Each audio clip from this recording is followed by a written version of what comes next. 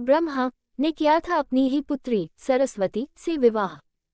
हिंदू धर्म के दो ग्रंथों सरस्वती पुराण और मत्स्य पुराण में सृष्टि के रचयिता ब्रह्मा का अपनी ही बेटी सरस्वती से विवाह करने का प्रसंग है, जिसके फलस्वरूप इस धरती के प्रथम मानव मनु का जन्म हुआ। लेकिन ब्रह्मा ने अपनी ही पुत्री से विवाह जैसा निंदनीय काम क्यों किया, इसका जवाब जानने के लिए पढ़ते हैं पुराणों में वर्णित कथा।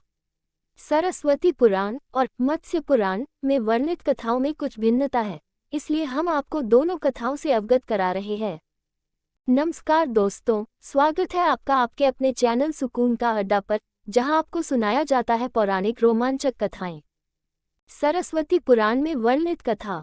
सरस्वती पुराण के अनुसार सृष्टि की रचना करते समय ब्रह्मा ने सीधे अपने वीर्य से सरस्वती को जन्म दिया था। इसलिए ऐसा कहा जाता है कि सरस्वती की कोई मां नहीं, केवल पिता ब्रह्मा थे। सरस्वती को विद्या की देवी कहा जाता है, लेकिन विद्या की यह देवी बेहद खूबसूरत और आकर्षक थी कि स्वयं ब्रह्मा भी सरस्वती के आकर्षण से खुद को बचाकर नहीं रख पाए और उन्हें अपनी अर्धांगिनी बनाने पर विचार करने लगे।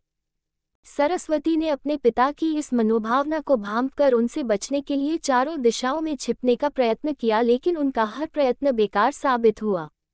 इसलिए विवश होकर उन्हें अपने पिता के साथ विवाह करना पड़ा। ब्रह्मा और सरस्वती करीब 100 वर्षों तक एक जंगल में पति पत्नी की तरह रहे। इन दोनों का एक पुत्र भी हुआ, जिसका नाम रखा गया था स्वयंभू मनु। मत्स्य पुराण में वर्णित कथा। इसके उलट मत्स्य पुराण के अनुसार ब्रह्मा के 5 सिर थे।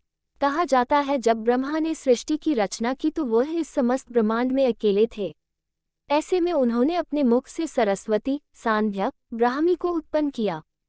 ब्रह्मा अपनी ही बनाई हुई रचना सरस्वती के प्रति आकर्षित होने लगे और लगातार उन पर अपनी दृष्टि डाले रखते थे। ब्रह्मा की दृष्टि से बचने के लिए सरस्वती चारों दिशाओं में छिपती रही, लेकिन वह उनसे नहीं बच पाई। इसलिए सरस्वती आकाश में जाकर छिप गईं, लेकिन अपने 5वें सिर से ब्रह्मा ने उन्हें आकाश में भी खोज निकाला और उनसे सृष्टि की रचना में सहयोग करने का निवेदन किया। सरस्वती से विवाह करने के पश्चात सर्वप्रथम मनु का जन्म हुआ।